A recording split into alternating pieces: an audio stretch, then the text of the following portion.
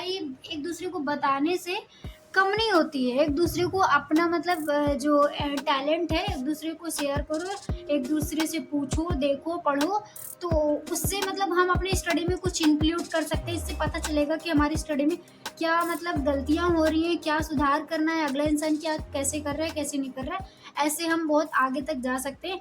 इस मेरे वीडियो को अगर आपको अच्छा लगे ना तो सब्सक्राइब करिएगा, लाइक करिएगा, कमेंट भी करिएगा।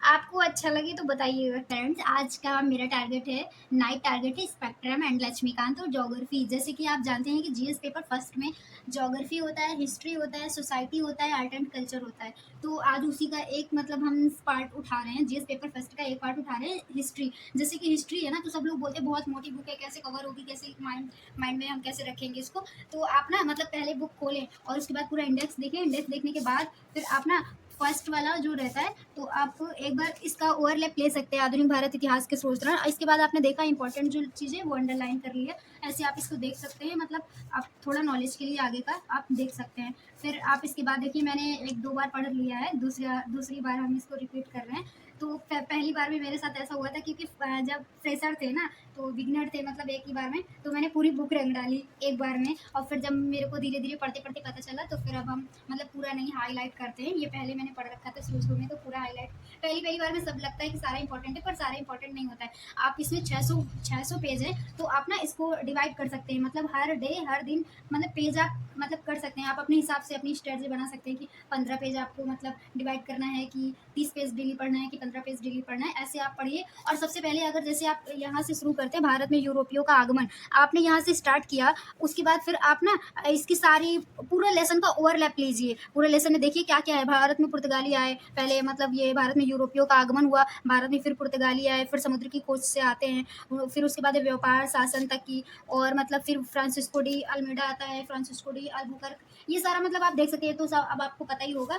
पूरा लेसन का पहले ओवरलैप लीजिए कि कौन कौन आया, फिर क्या क्या था, मतलब पूरी स्टोरी। जैसे नहीं वो मूवी देखो ना, तो मूवी में सब पहले पूरा एकदम एक दिखा देते हैं क्या क्या होने वाला है, क्या क्या होने वाला है, क्या करने वाले हैं, क्या दिखाने वाले हैं ना दर्शकों को। इसी हिसाब से आप ऐसे करें कि पूरे लेसन का मतलब देख ले, ओवरलैप ले ले कि क्या क्या है, कौन किसके बाद आया, कौन किसके बाद आया, क्या क्या कहानी चल रही है। पूरा एक बार पूरा अच्छे से लेसन देख ले। उसके बाद फिर आप ना डिसाइड कर ले कि 30 पेज हमें डेली पढ़ना है। फिर आप उसकी रीडिंग लगाना चालू कर दें। हम आपको पढ़ने का तरीका बता रहे हैं ताकि एक दूसरे से लोग देखें, इंप्रेस हो, तो अपनी अपनी स्टडी में चेंजमेंट लाएं कि हाँ अच्छा, यूट्यूब पे देखा था कि हम ऐसे पढ़ रहे थे, थोड़ा उनका सीख ले, थोड़ा उनका सीख ले। ऐसे बूंद बूंद से घड़ा बढ़ता है। ऐसे आप स्टडी कर सकते हैं। हम तो वही ऐसे ही करते हैं कि पूरा एक लेसन का पूरा ओवरलैप ले लिया, उसके बाद फिर हम रीडिंग लगाना चालू करते हैं। तो ऐसे ही होता है। डेली का मेरा 30 पेज टारगेट है कि 30 पेज डेली पढ़ना है, क्यों ना सुबह ही क्यों ना हो जाए। तो डेली का टारगेट ऐसा ही है। अब हम स्टार्ट करने जा रहे हैं। अब मैं अपना पहला लेसन स्टार्ट करने जा रही हूँ, क्योंकि आज का मतलब मैं रिवीजन कर रही हूँ। 2 टाइम्स रिवीजन हो गया, थर्ड टाइम मैं रिवाइज कर रही हूँ। तो हमने डेली का टारगेट रखा है कि 30 पेज डेली पढ़ना है। और नाइट का मेरा मतलब ये टारगेट है। दिन का टारगेट कुछ और होता है, मैं अगली वीडियो में आपको बताऊंगी। और ना मैं स्पेक्ट्रम और लक्ष्मीकांत और ज्योग्राफी मतलब नाइट टारगेट है, और मॉर्निंग में दूसरा टारगेट रहता है। तो जैसे कि भारत का यूरोपियों का आगमन, भारत में यूरोपियों का आगमन होता है। फिर हमको जहाँ से लगता है कि इंपॉर्टेंट है हम वहाँ से पढ़ें, यूपीएससी क्या मांग रहा है। और इसमें से पढ़ना भी बहुत कुछ है, छोड़ना भी बहुत कुछ है। पर पहली बार में ना हम लोगों को पूरा लाइन बाय लाइन पढ़ना चाहिए। अगर कहीं नहीं आता है तो आप यूट्यूब पे जाके वीडियो देख सकते हो। मतलब जैसे आपने पूरा लेसन पढ़ लिया, पढ़ने के बाद अगर समझ में नहीं आ रहा है, कहानी आपके माइंड में नहीं चल रही है, तो आप एक बार मतलब पढ़ने के बाद आप एक बार लेक्चर देख सकते हो यूट्यूब पे किसी भी टीचर का, फिर अच्छे से समझ में आ जाएगा। फिर आपको अगर थ्योरी पता है ना, तो उसके बाद फिर कहीं से भी क्वेश्चन कुछ भी आया आप कर लोगे। तो इस तरह से हम पढ़ने जा रहे हैं। भारत में यूरोपियों का आगमन, जैसे कि हम यहाँ से पढ़ते हैं जहाँ से इंपॉर्टेंट होगा। आधुनिक भारत का इतिहास मतलब यूरोपीय लोगों के आगमन से जुड़ा है। और उसके बाद है, लेकिन हमें सामान्यतः इतिहास में वहाँ तक पीछे जाने की ज़रूरत होगी जिसे मध्यकालीन अवधि माना जाता है। और यूरोपीय जो लोग आए थे ना, 15वीं शताब्दी से लेकर 19वीं शताब्दी के मध्य तक आर्थिक रूपांतरण हुआ। फिर कलावधि के दौरान कृषि विशेष रूप से विनिर्माण में अपनाई गई। फिर प्रौद्योगिकी के आधार पर व्यापार, बाजारों और विश्वमयी कार्य एवं तीव्र वृद्धि हुई। फिर यहाँ से पढ़ते हैं 15वीं शताब्दी में महत्वपूर्ण बदलाव तब शुरू हुए जब यूरोपीय औपनिवेशिक शक्तियाँ नवीन विकल्पों की खोज में बाहर निकली, मतलब नई-नई खोज के लिए वो बाहर निकलती हैं। इसका अर्थ यह नहीं है कि अन्य मौजूदा संस्कृतियों से उनका पहले संपर्क नहीं था, मतलब इतना ज़्यादा गहरा संपर्क नहीं था। जितना मेरे मेरे को एक्सपीरियंस है ना, उस हिसाब से मैं भी स्टूडेंट हूँ, उस हिसाब से मैं मतलब पढ़ रही हूँ, ताकि जो गाँव के लोग हों, जैसे गाँव के मतलब बैकग्राउंड उनका ठीक नहीं होता है, नहीं समझ पाते हैं, तो एक स्टूडेंट्स की फीलिंग्स या पढ़ाई है कुछ जल्दी अचीव कर लेता है। फिर टीचर तो है ही हैं बहुत सारे यूट्यूब पे। फिर क्रिश्चियन युग शुरू होने से पहले, मतलब पूर्व और पश्चात से भारत की ग्रीस और यूनान और रोम इटली के साथ व्यापार संबंध थे। पहले से मतलब भारत की ग्रीस और यूनान और रोम इटली के साथ संबंध पहले से थे, ठीक है, व्यापारिक संबंध थे। और चीन एशिया के अन्य हिस्सों से संपर्क बेहद प्राचीन थे और जो समस्त मध्य युग तक जारी रहे। फिर मार्को पोलो जो 1254 से 1324 ईस्वी जिसने चीन की यात्रा की, मार्को पोलो यात्रा के वृतांत ने यूरोपियों को बेहद आकर्षित किया। मार्को पोलो जब चीन की यात्रा करता है ना, तो जो फिर यूरोपियों को बेहद आकर्षित किया, जब वो यात्रा के दौरान कुछ भी बातें तो वो सारी बताता है। पूर्व की बेशुमार धन संपदा के बारे में बताता है मार्को पोलो यूरोपियों को, और बताता है मतलब पूर्व की समृद्धि, मतलब धन संपदा और समृद्धि की कहानियों ने यूरोपियों की जो लालसा है उसमें वृद्धि की। मार्को पोलो ने ये सारी चीज़ें बताई, तो फिर जो जो ये सारी मतलब धन संपदा समृद्धि की जो कहानी थी यूरोपियों को मतलब बहुत अट्रैक्टिव करती है। फिर इटली ने लगभग 12वीं शताब्दी से यूरोप के साथ पूरब के व्यापार पर एकाधिकार प्राप्त कर लिया।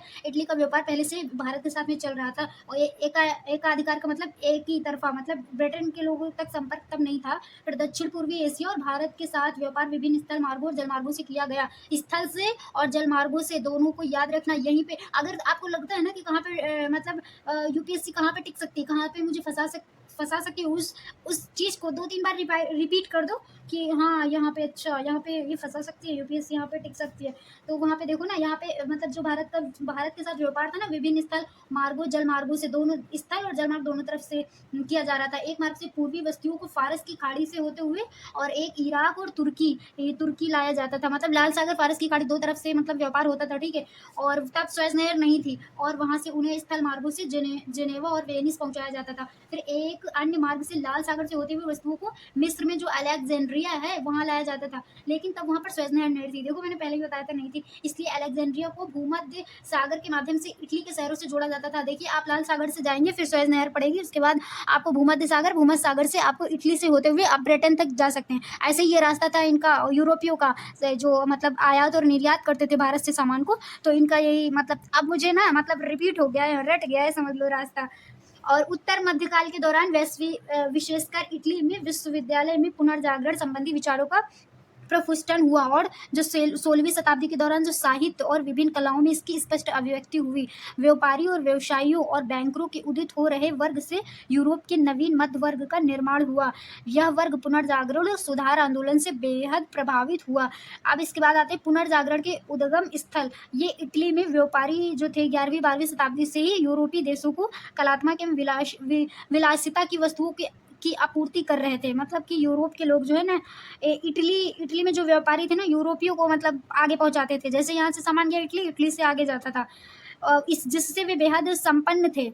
इस प्रकार पूर्वी देश के साथ इटली का व्यापार में वर्चस्व था, मतलब इटली का बहुत ज़्यादा वर्चस्व था, और यूरोपीय देशों को सामान की बड़ी आपूर्ति इटली द्वारा की जाती थी।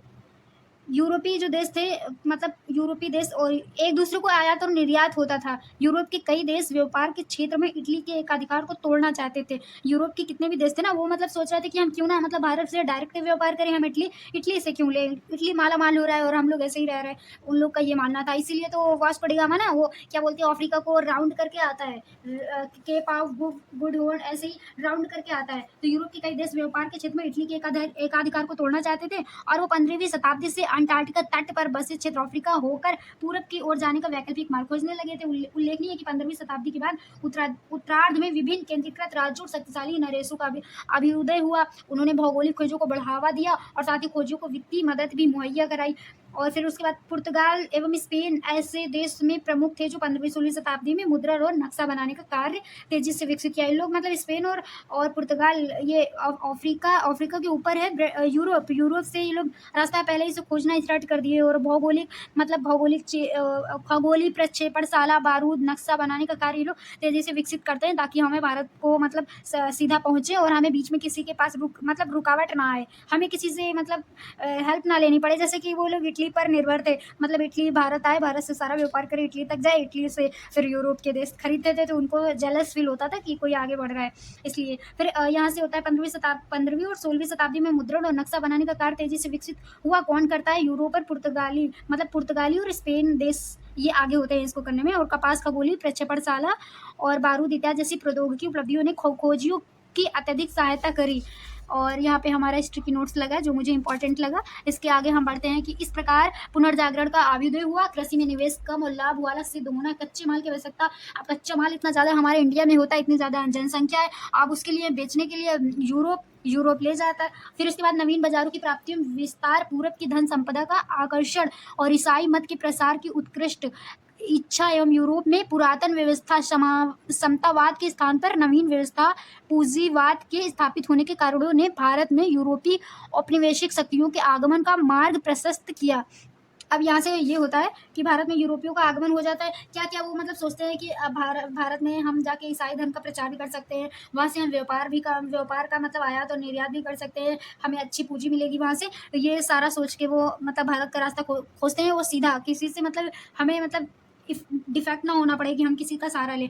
अब यहाँ से हम भारत में पुर्तगाली सबसे पहले आते हैं। तो 6वीं शताब्दी का अंत तक ग्रीस और रोम जैसे यूरोपीय देश के भारत के साथ व्यापक व्यापार संबंध थे, लेकिन रोमन साम्राज्य का पतन के साथ ही यूरोपीय देशों और भारत के मध्य चले आ रहे इस निष्कपट संबंध में एक रिक्तता आ गई। आगे चलकर केवल 15वीं शताब्दी में पुर्तगालियों के द्वारा इस रिक्तता को समाप्त किया गया। समुद्री मार्ग की खोज एवं पुर्तगालियों का आगमन, मतलब समुद्र के मार्ग से रास्ता तो था फारस की खाड़ी और लाल सागर से होते हुए, पर उनको बीच में कोई नहीं चाहिए था ना कि मतलब हम इटली से क्यों लें, तो उनको सीधा रास्ता चाहिए था, चाहे मतलब टाइम भले लगे। तो समुद्री मार्ग की वो खोज करते हैं 15वीं शताब्दी में। भारत में सबसे पहले वास्को डी गामा के आगमन से कई शताब्दी पूर्व यूरोपीय यात्री आते रहे थे, पर यहाँ तक कोई पहुंच नहीं पा रहा था। केप ऑफ गुड होप होकर जब वास्को डी गामा 17 मई 1498 में कालीकट पहुंचा, अफ्रीका के एकदम दक्षिण में है, तो इसने भारतीय इतिहास की दिशा को गहरे रूप से प्रभावित किया। वास्तव में 15वीं शताब्दी में पुर्तगाली वेनिस इटली का एक राज्य की समृद्धि से ईर्ष्या करने लगे थे। आपको पहले ही बता रहे थे ना कि 15वीं शताब्दी में जो पुर्तगाली लोग थे, वेनिस इटली मतलब इतना समृद्ध हो रहा था, भारत से व्यापार पहले से कर रहा था, इसलिए ये लोग मतलब ईर्ष्या कर रहे थे। तो इसकी समृद्धि से ईर्ष्या करने लगे और उसके लाभदायी व्यापार में हिस्सा प्राप्त करने के हर संभव प्रयास करने लगे। फिर वो सोचे क्यों ना हम अपना डायरेक्ट रास्ता कोई ऐसा खोज ले जो हमें कहीं से किसी से कुछ लेना ना पड़े, ना देना पड़े, और अपना काम भी हो जाए और ज़्यादा हम मुनाफा कमा सकते हैं।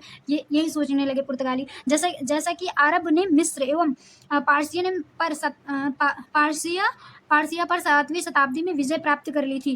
किसने? अरब ने मिस्र पर। ठीक है। इसके बाद यूरोप एवं भारत के मध्य सीधे संचार और ये संपर्क के मार्ग बंद कर दिए। मतलब इधर सऊदी अरब वाले इंडिया से भी व्यापार कर रहे थे, वो सोच रहे थे इधर से ये लोग ना है, मतलब इसलिए ना इन लोग को बहुत टाइम लग गया, ये इधर अफ्रीका का राउंड लगाते आते हैं। यूरोप से वस्तुएं यूरोपीय बाजारों में मुस्लिम मध्यवर्तियों के माध्यम से पहुंचने लगी। मतलब जो मुस्लिम मध्यवर्ती थी ना, तो यूरोपीय के बाजारों में इन लोगों से चैन एक बनती चली जाती है ना, एक को दिया फिर दूसरे को दिया, ऐसे ही तो सारा सामान यूरोप पहुंचने लगा मुस्लिम के जरिए से। फिर वेनिस ने प्राचीन समय से इस व्यापार पर एकाधिकार बनाए रखा और प्रमाण स्वरूप बेपनाह धन संपदा में प्रभाव अर्जित किया। फिर राजकुमार हेनरी पुर्तगाल का एक नाविक ने अपना पूरा जीवन भारत को जाने वाले समुद्र मार्ग की खोज में समर्पित कर दिया। मतलब ये पुर्तगाल का नाविक था, उसका नाम था राजकुमार हेनरी। इसने अपना पूरा जो जीवन था वो भारत की खोज को, मतलब समुद्री मार्ग की खोज में समर्पित कर दिया। मतलब उसी में मतलब समझ लो पूरा जीवन लगा दिया,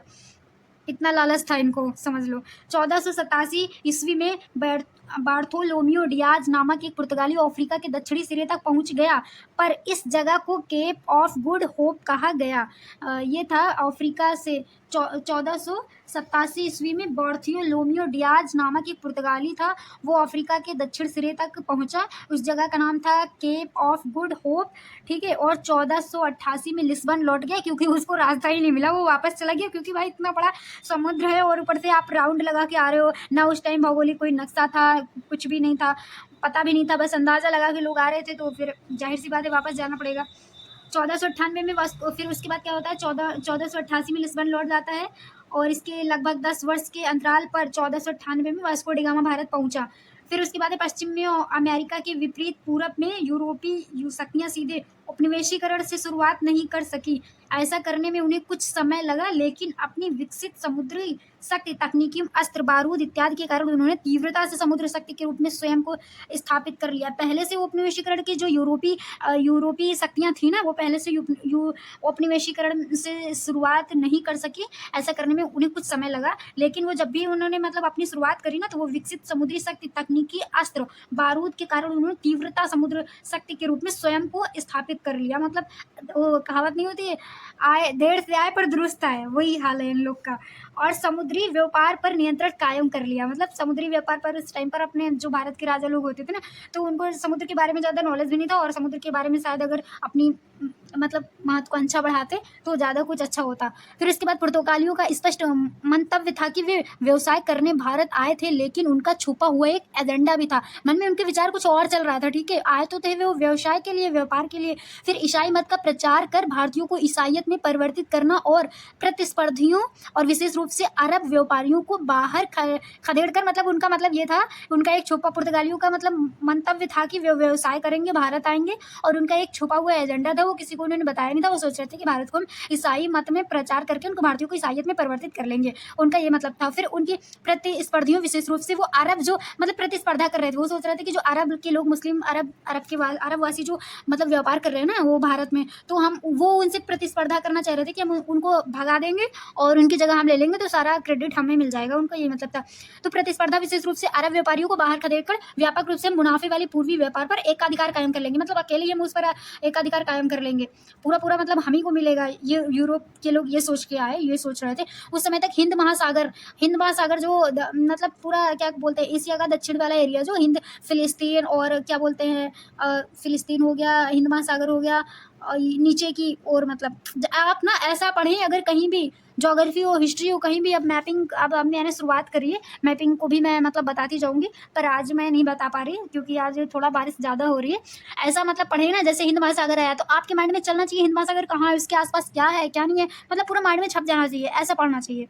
तो उस समय हिंद महासागर के व्यापार पर अरब व्यापारियों का एकाधिकार था। जो अरब के व्यापारी थे ना, वो हिंद महासागर पर उनका मतलब अधिकार था। आगामी 15 वर्षों में जो पुर्तगालियों ने अरब और नोपैतो, यहाँ पे देखो मेरा मिस्टेक है, मिटा हुआ है, नपोतो को पूरी तरह से नष्ट कर दिया। उन्होंने उनके जहाज़ों को लूटा है। पुर्तगाली लोग आए 15 वर्षों में, पुर्तगालियों ने क्या किया, अरब के जो नौवाहन क्या बोलते हैं, नपोतो को पूरी तरह से नष्ट किया, उनको उनके जहाज़ों को लूटा, उनके ऊपर आक्रमण किया और उनको दमनात्मक कार्रवाई की। पुर्तगालियों के सुदृढ़ स्थिति की परिप्रेक्ष्य में पुर्तगाल के जो शासक मैनुअल प्रथम ने क्या किया कि 1501 में स्वयं को अरब और फारस और भारत के साथ व्यापार का मालिक घोषित कर दिया। किसने?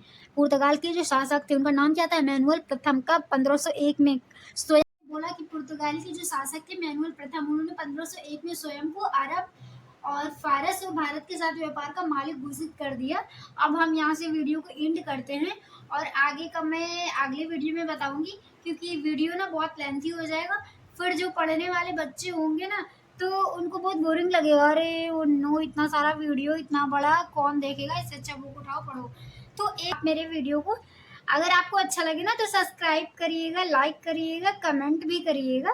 आपको अच्छा लगे तो बताइएगा, ठीक है। Bye, take care.